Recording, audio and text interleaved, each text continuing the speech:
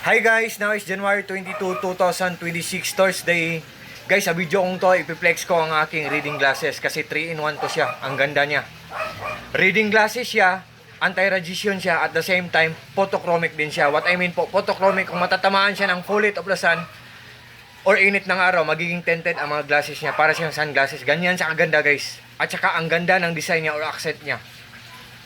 And believe me or not guys, pulidong pulido, durable.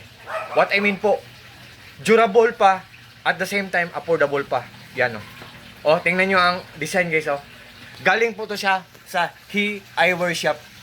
Seller, thank you so much po. Ang ganda ng mga products nyo. Kasi po, the third time ko na itong in-order sa kanila. Ito guys o. Kung ano, wait guys ha.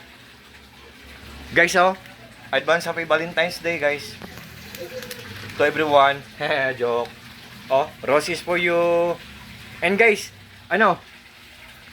Wait guys ha. Kung black kasi guys, mano, makikita natin ang design niya oh. May stainless dito. Dito rin may stainless. Dito rin sa kabila may stainless. Yan. Pero transparent ang accent niya o design niya oh, di ba? Di ba ang ganda guys? What can you say guys? What do you think guys? Do you like it or not guys? Diba ang ganda? Tapos ang mura-mura lang guys. Guys, kung interesado kayo, pakitingin lang po sa mga reviews or comments or mga reactions guys.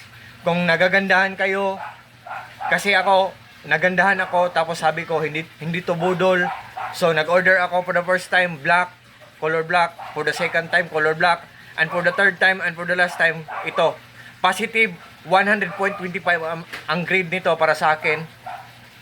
It's up to you kung ang grade nyo is positive or negative. So, tingnan nyo lang, i-add to cart nyo, mag-a-appear doon ang mga choices. So, to all my friends, thank you so much sa trust po at support. God bless us all, and that's all.